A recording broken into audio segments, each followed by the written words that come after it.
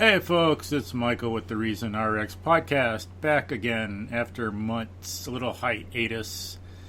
I've been busy, other people have been busy. Mel's busy, she can't make it today. Scott's been busy.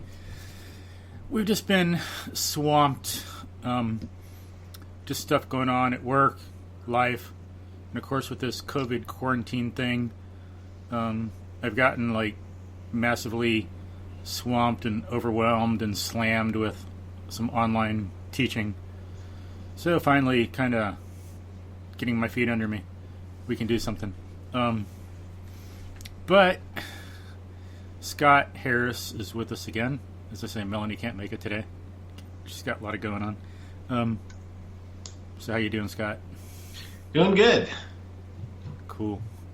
How's it been on your side with teaching? How's been the transition from teaching in person in class to teaching online, and how's the quality of the education going, you think? And maybe we can talk about advice for teachers, parents, students, and all this stuff.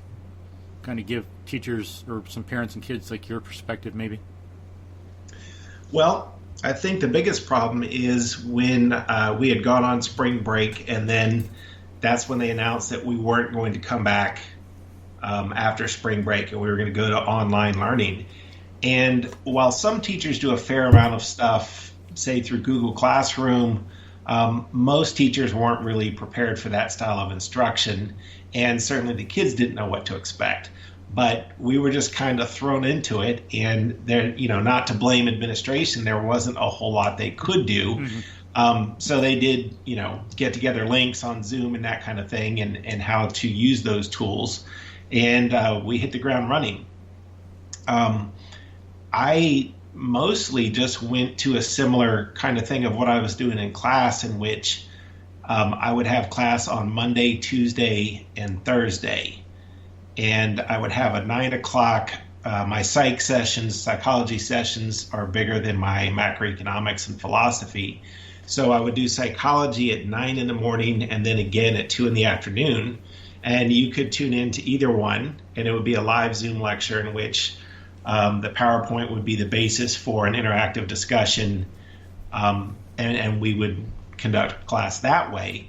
And then macroeconomics at 11 and philosophy I would do at 3.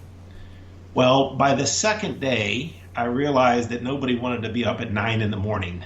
Yeah. Because the 2 in the afternoon class blew up.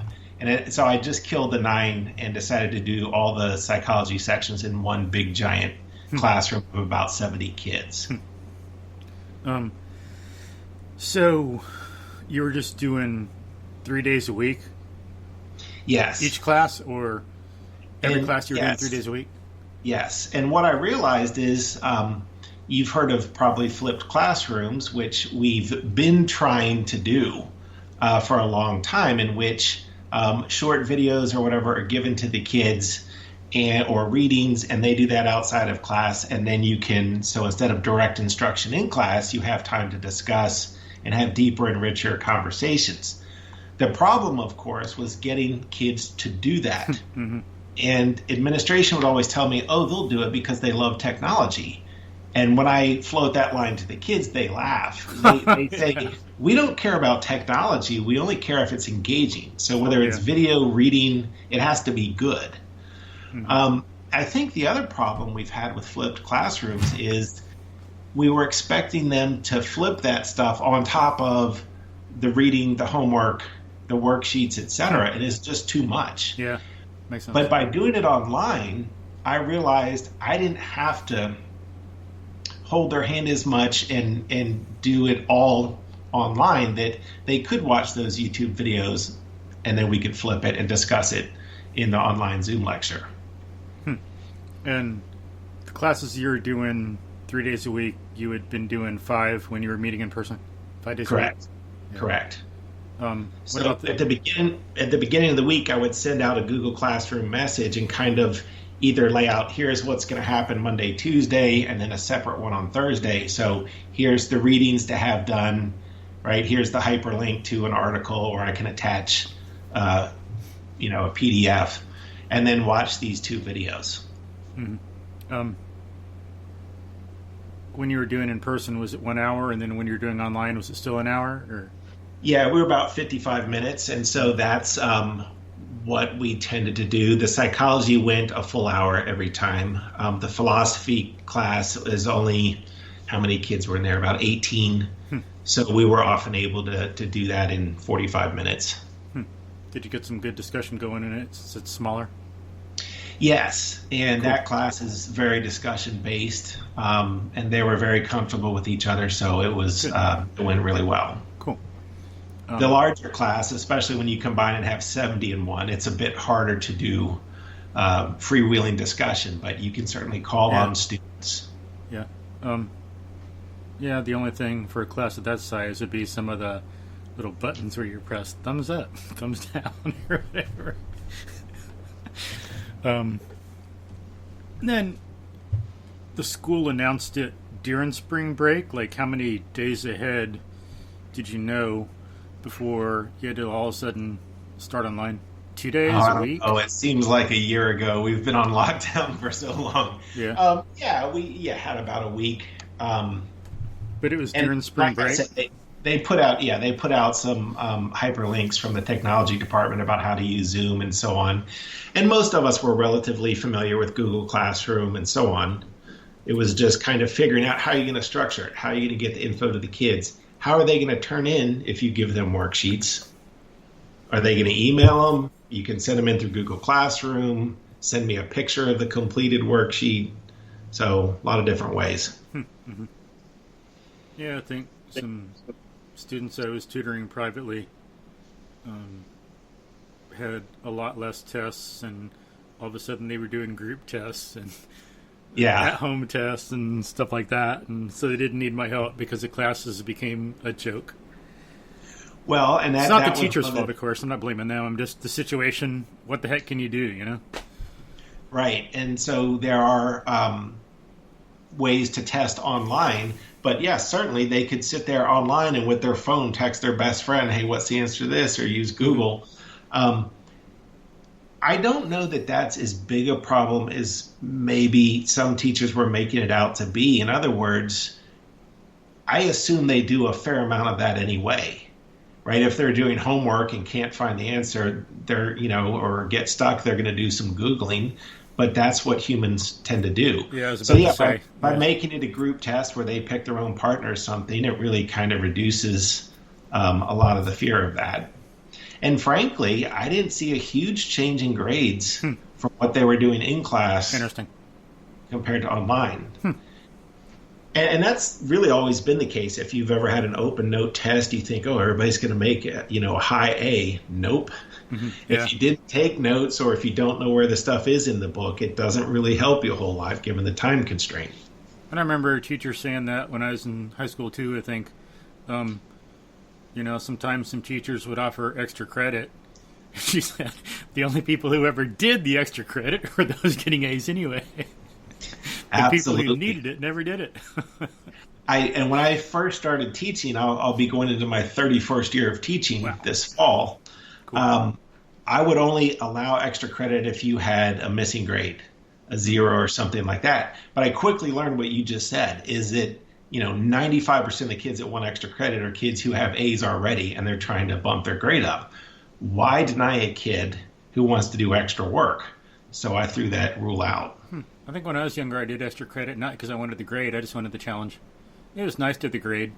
Be able to say, I made 102 this 6 weeks. That was only in math. I didn't make 102 in anything else, only math. But in English, it was pretty ugly. Yeah. Well, there's a reason I'm in social studies. Yeah. But of course, that was back then. Then went to college, got a degree in philosophy. Things are different now. A lot different than high school. But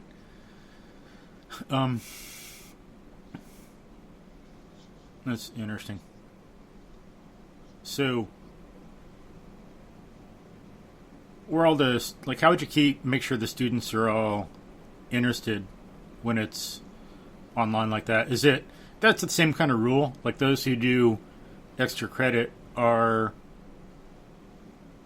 the ones that are getting A's anyway. Is it the ones who are going to pay attention online are going to pay attention in class anyway, kind of? I suppose, there's the hardcore kids that will tune into anything and everything, no matter how boring, because they're good at school, and that's what they do.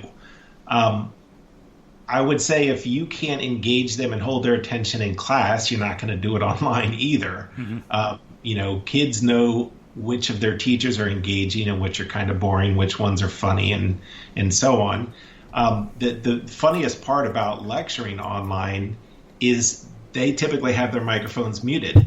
So when you deliver a joke that you've used for years that always gets a laugh line, it's silent, and you just pause for a second, and it's just weird. Yeah. Sometimes when I'm teaching online, everyone has their video in dark, and I feel like I'm talking to a black hole or something. Hello? Is anybody out there? Does anybody hear me? And that's my AP Macroeconomics class. This semester may be one of the brightest macro classes I've had.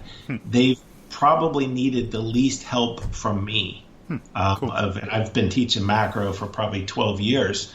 But kind of a little weird because they don't always like to talk a whole lot. And I press them for questions. You understand? And they're like, yeah, we got it. And the grades to boot. But when we moved to online lecture, they all had their cameras off. No questions, and I'm talking to 24 black tiles with names on it, and it's a bit weird. Yeah, I agree. Same. One thing I noticed for myself, I was doing fine, but then in July, 2 or 3 weeks ago, it was interesting that I've been doing this, talking to the computer so much, and we don't have the normal human contact socially that we're used to. I'm used to that day in, day out, all the time, talking to all these people in person, all this stuff. All of a sudden, like, I don't know, 70, 90% of that is gone. And yes. So there's times when recently, starting 2 or 3 weeks ago, sometimes I was wondering if I was saying the right thing in class. I felt like literally, no exaggeration, I was in a dream state. I was wondering, am I saying what's in my, this, dream or that I'm having right now while I'm standing up, or I'm teaching the right thing? It was weird. And it might be partly because I was, autistic spectrum growing up. Maybe it's this thing that has to do with the way my brain works. But talking to a screen, not a person, it's so, some is fine, but after a while, it's weird. Well, I agree. I'm fond of Jean-Paul Sartre's quote, "Hell is other people," because as a teacher, you see 180 students a day, 30 other teachers, janitors, admin. There's people in your face all the time, and it's nice to get away from that. Mm-hmm. So when the lockdown first happened, I was doing much better than I thought I would because I'm kind of an extrovert and like to go out and about. But the length of it now, mm-hmm. I totally get what you're saying. I haven't seen other people. I've been to the grocery store and Home Depot and my family, and that's pretty much it. Yeah. And it's weird. Yeah. I think part of the thing, maybe I wasn't getting outdoors enough. That's one thing I know I need for my brain to function well. I used to think years ago, they say, the experts, so-called, half an hour of exercise a few times a week is good. Not, I need 2 or 3 hours every day. I need to get outside to function well cognitively, emotionally, be balanced, get along with other people. When I don't, when I do, the world's a better place for me and other people. When I don't get enough exercise, and my diet is wonky, but it hadn't been wonky for decades, or a decade, but then the world's not so good of a place. Well, that's, I think, been the biggest challenge probably for everybody, and I know certainly for students, is so much of our discipline comes from the structure of how we live our days, and now we were free to do whatever. And that's why I got rid of that 9 o'clock class. I knew my kids were staying up till 1 and 2 in the morning, mm-hmm. and want to get up for an early class. I thought now I'd have all this time to ride my bike and so on. Did I? Not really. I actually do better when my life is more structured. And we're going to go, our first 3 weeks this fall are online, and then they're going to reassess, and we'll see where we go. But that is going to be one of my main goals, is to try and be super structured like I am in a normal school year. Interesting. Yeah. As opposed to me having been self-employed for such a long time, I'm more used to it. Right. And maybe some of that autistic thing, I'm like, not so much, I don't think I'm that way anymore so much. Put it in remission or cured it or whatever. Exercise, diet. Because I know things are way differently than they used to be psychologically. I know it. Well, that's what's funny is my oldest son, he's 17, has Asperger's and a bit of an introvert, whereas my 13-year-old is more extroverted and so on. So asking them about, how have you liked this being online? Well, my oldest son is living his best life. Yeah. He can stay at home, be online, doesn't have to see a lot of other people. But my youngest son is missing his friends more. And of course, they play online and talk that way. Yeah. But I think I'm used to the making my own schedule thing, and because of the maybe autism thing, having to less social contact is probably, because of my decades of experience, easier for me to take than some other people. But we're all social animals, like it or not, autistic or not. We're still social. Yeah. Well, and that that was one of the challenges that administration told us, that you've got to be really flexible with these kids because you don't know what they have going on at home. Yeah. How much computer access they have that they're sharing, or how well they're adapting and so on. And we all were. That wasn't hard to do. The big point I made with my kids is that I can give you an extension, but you have to be honest with me. You can't lie to me about assignments. So if the due date comes and you say I don't have it done, email me, tell me why, and I'll give you an extension. And I granted, 99% of extensions for as long as they needed. I said, I'd rather you take 2 extra weeks and not lie about it. Your honor is more important than whether or not we hit this due date. So just be honest, let me know what's going on, and I can work with you. And that worked really well. They were extremely honest. They were apologetic when they didn't make the deadline. And I said, that's fine. Get it to me then within a week or whatever extension we granted. I did have one kid, and I've had him for a couple of classes. I like him a lot. But he wasn't tuning in. And I didn't keep 100% bulletproof attendance, but I would generally write down the names every day of who was showing up so that I had a rough guide. Yeah, that'd be tough for a teacher to keep track of. You got to write it down by hand, or there's not some electronic way to keep track of that? I'm hoping to figure that out for the fall, especially if I'm doing a big section like 70 kids. Wow. Yeah. For the smaller classes, it's easy enough to write the names down, or I had my roll sheet so I could check them off as I saw them. But I emailed him, and he's like, I thought it was optional. And I'm like, there's the state law. School is required, whether it's in person or online, so you kind of have to be showing up most of the time for me to give you credit. Yeah. And so I only had about 3 or 4 kids that were like that, and I finally sent out a semi-firmly worded message in Google Classroom about showing up. Well, apparently one of the parents called the school, and I get an email from the administrator, and am I being flexible, etc. And I said, yeah, I'm being flexible. That doesn't mean you don't have to show up, though. Those are 2 different things. So did the school get that? Was the parent kind of misrepresenting it? Well, I'd never heard what the parent said per se. They just asked me to explain. I explained it, and they said, you're doing it exactly how you should. Yeah. So, yeah. Yeah, there's always misunderstandings among rational people. Unfortunately, there's those out there who lie and deceive and stuff like that. Always have been, always will be. yeah. But, what are some of the other challenges you had in making the transition? Well, the online testing is going to be a thing. It will be a challenge. For philosophy class, we do a lot of Socratic seminar, or they do some short one-page typed right? So those are easy to grade and handle. It's macroeconomics and psychology that are more challenging to do online.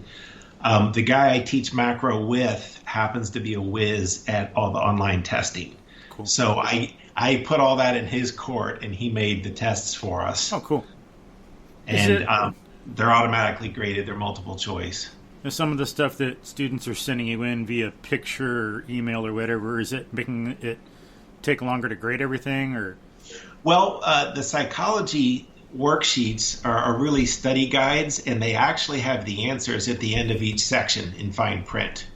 Mm-hmm. And they're, of course, thrilled to find this out. And I tell them, look, this is not a gotcha assignment. This is a study guide to help you prepare for the test. That's the real measure. Mm-hmm. So, yes, I'm going to give you 100 if you fill this out. And you can mindlessly fill it out while you're watching TV, but that's going to come out when you take the test and you get a bad grade. Or you can think about this, thoughtfully as you're studying for the chapter. So they were able to just send me a picture of that, or someone would flip through, a 5-second video, and you could see that all the pages were completed. Mm-hmm. So mainly you're just using grades. You're not using a lot of homework or... Right. Their homework is reading the chapter, because the chapters are 45 pages long. It's a college textbook. And then I would do the live lecture with the PowerPoint, and then I would post the PowerPoint only after I'd covered that, right? So the goal is, I'm not trying to give you all the stuff for the course. I'm trying to give you incentive to tune in. You can hear me talk about it. You can ask questions. And then if you happen to miss it, right, I'll post it in Google Classroom. Mm-hmm. But not, sometimes there's pictures and things that if you're not hearing my explanation, they don't really make sense. Mm-hmm. But you're still grading the same. You did tests before, and you're doing tests only now, so it's pretty much the same. Yeah, tests and then completion of those worksheets, which, again, and the answers are on there, but they're, I don't know how many pages, 20-some pages long, and it takes some time to do them. They're a bit laborious, but they are thorough and detailed. And as much as the kids hate doing them, they tell me at the end of the year those were the best thing, because they really help prepare you. Cool. For like AP? Or... Yes. Yeah. Yeah, and we had to do all the AP exams online this year. So that was a interesting situation.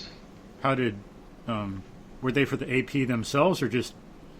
Yeah, so College Board had to figure out in short order how to convert all these tests to do online with all the same problems. What if kids Google it? What if they, AP teachers complained endlessly about it not being perfect and finding lots of different flaws. But given the circumstances, I think they did a pretty good job and really as best as could be done. And one way they controlled it is it's time limited, right? If you don't study and you think you're going to be able to look everything up on Google, you're flat going to run out of time and you're going to get a bad grade. My AP scores actually went up. A nice jump. Now, of course, we had made a bunch of reforms last year. We were hoping to be able to compare to last year's scores. But I think that data is kind of invalid given the situation. Yeah. Yeah, whereas SAT and ACT, they had to cancel the tests. Right. If anybody actually gave them, I'm not aware of it. No, my son is looking to take it because he did very well on the pre-PSAT, or the PSAT when he was a sophomore. Well, the official PSAT for scholarships is junior year. He was deathly ill. He never gets sick. He was sick for 3 days and missed the PSAT. They don't do makeup. Like, fine, don't worry, you'll take the SAT. Well, then COVID hits. And I'm hoping my son can take a test that will count to get him admitted to college before he graduates. Wow. I wonder what the colleges will do about that. They'll just have to throw it out, look at other stuff. A lot of them have been looking to throw out the SAT anyway, and I'm already seeing them use this as an excuse to not count tests anymore. And then some companies are starting to not care about degrees either, like Google. Right. They want someone who can actually work, and they focus on that in interviews and stuff, not what degree you have or don't have. Right. If you have the skills, fine. My question for the universities, though, is you have to sort kids some way. If you have 30,000 applicants and you're only going to take 8,000, how do you sort them if you're not using the SAT? Yeah. some kind of uniform way, at least they can defend themselves some. This is why we admitted these people. What advice do you have for students on dealing with the COVID thing? Well, I think last semester was enough time for us to be flexible and to adjust to it and kind of get over ourselves. It wasn't fun for anybody, but this is the new reality, and I wouldn't be surprised if we did this entire first semester online or close to it. So at some point we have to quit saying this isn't fair, this isn't this or that. We've been through pandemics before, we've been through world wars, right? Schools didn't stop because World War II was happening. So we've got to adapt and suck it up and realize that, let's say this virus goes away in a year or two. Well, now what? You've got to go into the workplace. What did you do in that 2-year period to make yourself employable? You can't just say to your employer, well, I really didn't adapt well, and so I didn't do much. Yeah. But it was COVID. I couldn't do anything. I just played every day. I played video games. Well, you see some of these people online that have learned a new language and picked up a new instrument. And yeah. Any other advice for the kids on how to study, maybe what they can do in this context? A lot of the kids have told me that they've enjoyed the flexibility, and it really does bring into question, do we need to have kids stacked in classrooms for 8 hours a day to get them to learn meaningful amounts? Yeah. I found, and I try not to have any filler in my classes or busy work, I hate busy work, that I was still able to streamline and cover really 90% of the important stuff. Mm-hmm. So yeah. I'd love to have, let's go 4 days a week and have Fridays off. You know, so many kids are gone on Fridays for extracurricular, sometimes 20 to 25% of your classes. Because there's soccer game and band contest and fine. Let's say Fridays is extracurricular and study and and then I think people maybe could do something better for the kids because a lot of it is the sleep schedule's antithetical to human health.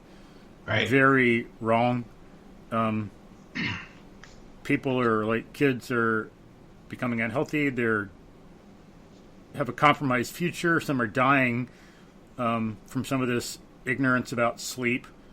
They go to a stupid football game someplace else. I mean, the football game's not stupid. People, I'm not saying that. I mean, the stupid time, some adults have some stupid time to play some football game. They go far away. They come back. They get to bed at 2 a.m. That's irresponsible. What the hell is that? They need their sleep. That is so wrong. Oh, two is a pretty good night. Sometimes our band has come back at 3 and 3:30, and part of it's Texas is so big it can be a 2-3 hour drive to get to the team you're playing. Mm-hmm. Yeah, then they're expected to get up for school and function the next day. It's what kind of adult does that? But the school start times, most high schools have been adjusted to have late start times. Yeah. So most are 8:30 or even 9. Yeah, I think they should be 9 or 10. I had to start 7:30 and it was way too early. The problem with that is then extracurricular, and can you get kids to finish football practice or band practice and be home by a reasonable dinner or by dark and then have to do homework and so on? Well, that's also assuming that the school length of the school day is the same as it is now. But as we discussed, it doesn't need to be. That's true. And if we streamline some of this stuff, maybe we drop from 55-minute classes to 45-minute classes. Yeah. Get rid of some of the busy work, as you say, and focus on actual learning and toss out some of the nonsense courses or whatever and get the Friday off. Then they got more time for sleep and all that. Well, that's the hope with this is kind of a societal reset, and we're certainly re-examining how we do school and charter schools and private schools and people talking about forming micro schools in neighborhoods. We've been doing this one-size-fits-all thing for 100 years, and we do it pretty well. It really depends on where you live. Some public schools are amazing, and some are very unamazing.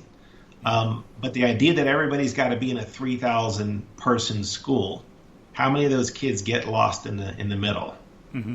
We do well with the low-end kids, we do well with the high-end kids, but what about that B- kid who doesn't really stand out in any way? Yeah, I don't think there'll be any change, ultimately. It's so monolithic and it's so ingrained in the culture, and people think that's just the way it is. There'll be some changes, yeah. Some people are going to do some things differently, some minor things, but too much money, too much entrenchment. People, like too many, aren't creative enough to adapt. Think, okay, well, we got this thing and we got these schools and stuff. Instead of doing the same thing, how can we adapt and change but still keep our jobs and keep these schools or whatever? Yeah, if you've seen any of the news stories, some of the teachers' unions, and we don't really have, they're not true unions in Texas, they're just professional organizations, but East and West Coast, with some of the demands they're making to close down our charter schools, close down private schools, defund the police, or we're not coming back, etc. Again, this is a unique opportunity to think about how do we do education and what's the best way to do it. And let's inject some experimentation. As you said, it's really been monopolized over the past 50, 100 years, and there's not much room to experiment. Yeah. And I like what Dr. Maria Montessori said, or at least people that work with her and follow her. She lived it, if didn't actually say it, but every teacher should be a scientist. That was part of a quote, I think. Something like every teacher should be a scientist, an angel, and something else. Yeah, well, trying what works, re-examining, readjusting, and most teachers do. But you can kind of tell whether teachers do by talking to them, and teachers that are really frustrated or say, I've tried everything, they're stuck in a rut. Mm-hmm. And ideally a department head or another teacher is going to help them get out of that. But yeah, a lot of that goes back to just a need to revamp and revolutionize the whole basic epistemology in the culture, as Galileo had to do. There's actually one quote from the book When the World Stood Still. Forgot the author's name. It's about Galileo. But he says that Galileo's radical renewal sprang from the Aristotelian mindset. I think then the quote goes on to say he was educated in a Jesuit college, and then there's a colon in the next sentence, and the author says the human mind is capable of grasping the evidence of the senses and reasoning and using logic about things from there. So that's where he was fundamentally changing the Platonic philosophy, having this radical epistemological change so that science could actually develop. Unfortunately, because of some of our culture, some bad ideas, misunderstandings, people think philosophy and physics are at war. I think that started around the time of Hegel. I think Hegel was a jerk to some people, him and some others, and that's when the physicists and scientists and the philosophers started hating each other. But before then, it did not happen, and they were more unified. And then, if we do that, just as Galileo did, likewise, just as science took off and finally got his feet on the ground and became successful, education would be better off too. Well, C.P. Snow talked about that in his essay, what is it? I forget the name now, Two Cultures, in which he talks about how science and the humanities kind of split apart. And in the 20th century, then all of these departments kind of in their own little silos, keeping their specialized bodies of knowledge to themselves. Now, specialization does give us advances, but his point was you're at the point where scholars from different fields can't talk to each other because everything is so subspecialized. And I have a big poster on my wall called The Moral Sciences, and that's how economics was taught back when Adam Smith taught it. It was economics plus ethics plus law plus philosophy. And so with those three courses I teach, I try and kind of integrate them. And a lot of kids will take me for all three courses. And you get a much richer, interconnected education. Robert Heinlein said specialization is for insects. Yeah, I know that line. I don't remember everything. It's too long. I haven't memorized it. But he said a human should be able to cook a breakfast, cook an egg, change a tire, plan a revolution, fly a spaceship, change a tire, change a diaper. Well, and that's when things are more integrated like that, kids don't ever say, when am I ever going to use this? They see the connections. Yeah. So I get in, second year calculus or something, that class is pretty much for future math majors. And a kid who's not that kind of math person probably shouldn't be taking that class. And if he does, he might be saying, when am I ever going to use this? But again, making these connections where we can and purposely thinking about curriculum in that way instead of, and that's my problem with macroeconomics. That class is designed to train future economists, and it's kind of boring unless you inject some humanity into it. But I'd have to say about second semester calculus, there's actually a lot of uses for it if they'd bring them into play. And I know I've talked to some people too, and they say they took math and wondered when you ever use it. But once they took calculus, there were all these word problems and applications they were doing all over the place, and they were just like flabbergasted. It's like, whoa, where the hell did this come from? Yeah. Well, and that's, economics they think is all the charts and the graphs, and we teach that, of course, that's on the AP exam, but it's the study of how incentives shape human behavior and the trade-offs that are going to be made. Yeah. This whole thing, do we lock down or do we open up the economy? That's dealing with what are the trade-offs. That's economic reasoning. Yeah. And we need to make more of the connections. I hear people say that they act like if you want some businesses to be open, then you're for killing everybody, which is like totally ludicrous. Yes. It's not like you can't, so the whole idea that you can connect and integrate and see, okay, what's the best thing to do for the whole of a human life, WHOLE, considering work, the need to get food to people, medicine, hospitals to work, people not to commit suicide, people not to get depressed, people to stay healthy and to get COVID under control. It's like one versus the other. Oh, it's like if you're for freedom, then you're for everyone getting sick. Oh, if you're controlling COVID, then you're anti-freedom. I don't think so. I think there is, like some people would say, I think Rand said this on Rand. I don't know who else might have said this too. Sometimes, like some people say, there's, you want to get in the middle. The opposite poles are wrong. I like the way she said it. It's like, no, the opposite poles are just different sides of the same counterfeit coin. You got a valid coin, and then entirely separately, not in the middle, that you got that, and then separately, you've got the two sides of the counterfeit coin. Yeah, I agree. It's this Manichaean black and white, you're for us or against us type of thinking, and we see this with masks, right? Some people saying if you don't wear them, you're purposely trying to kill people. Some people saying they're tyranny. I can't take a strong position either way. It seems like a reasonable precaution to me. Yeah. I don't feel oppressed when I wear one. I do wear it as little as possible, right? If I get in a parking lot, it's coming off. But if I'm around other people, I don't think it's too much to ask. Yeah, and it's like when people have a compromised immune system, they have a much higher risk of death from this if they get it. And why? It's like, and I think what comes into play here too is the whole connected thinking. Just not being able to do that. It also reminds me of, having a degree in philosophy and having studied it. Fascinated how all these people, philosophers, and all these people in our culture look at selfishness in a certain way, and then you read Ayn Rand, and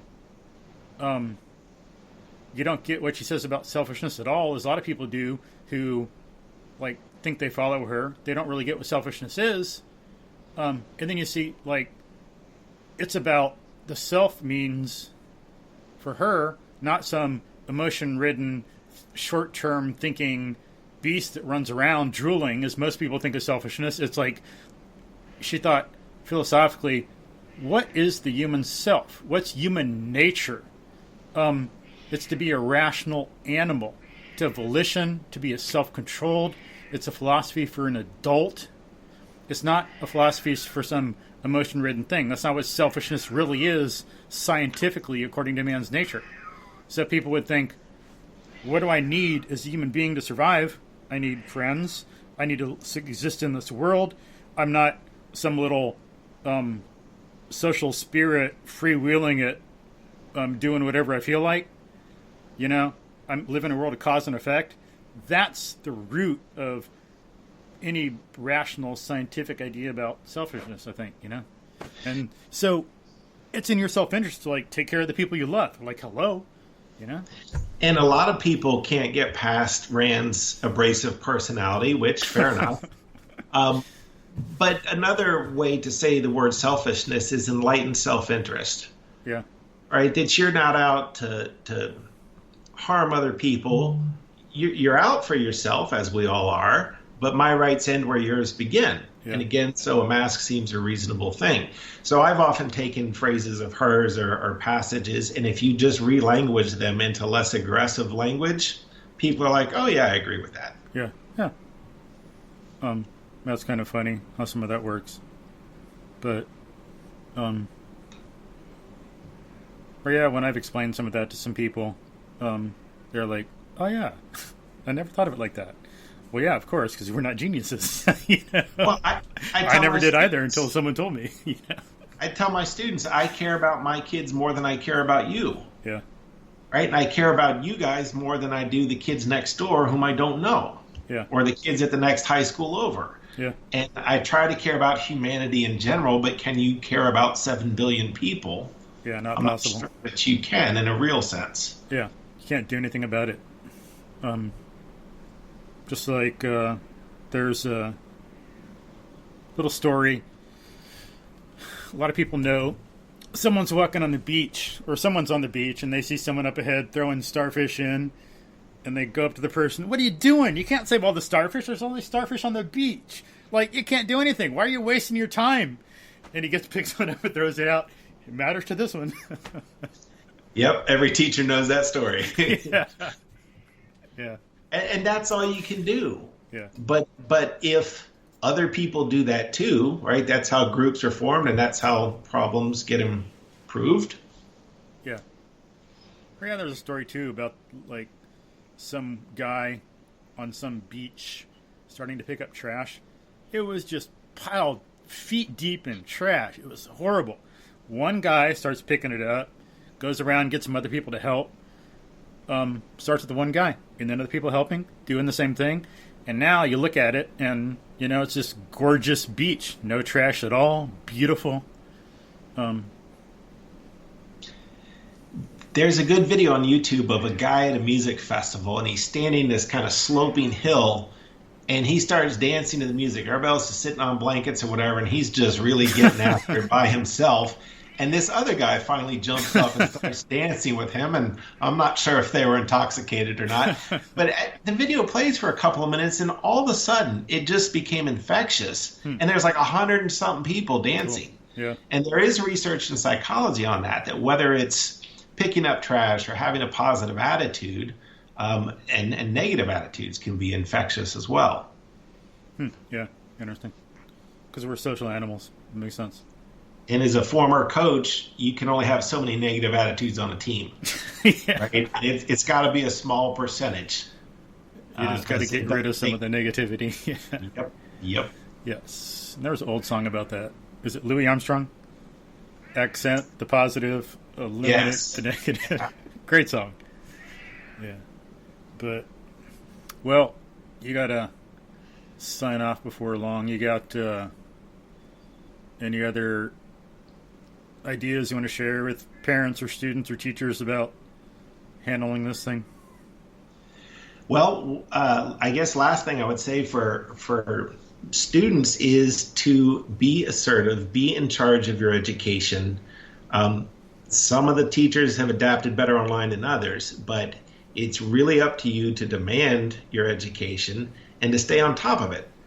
And for parents, I think the goal is this is a great opportunity to make kids self-sufficient. My youngest one, I would still wake up. And when all this stuff went down, I said, guess what, kids? You're getting up. I'm not coming upstairs. You better set your alarms, make it happen. And they have adapted nicely. Cool. Yeah, I tell a lot of my students that too.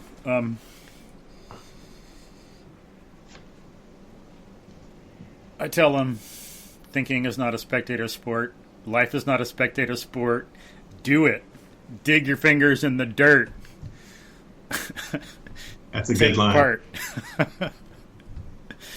And then I like to use alliteration because I like language. I'll often say, instead of, do you have any questions? It's kind of boring. So I always like to say, because some people find it really humorous, they don't expect it. Any questions, comments, criticisms, or curses? Yeah. And the other thing I'll say is, what questions do you have? Because it invites questions, whereas if you say, do you have any, they never do. Oh, yeah. Good point. It's a good distinction. Hey, cat. Kitty. You want to eat, kitty? Okay, we both got to go. I'm being summoned. All right, then. All right. Thanks, Scott. It's good to enjoyed it. Talk again. Have to schedule another one in a week or 2 or 3 or something. Okay. Cool. Awesome. Thanks a lot. See you then. Have a good day.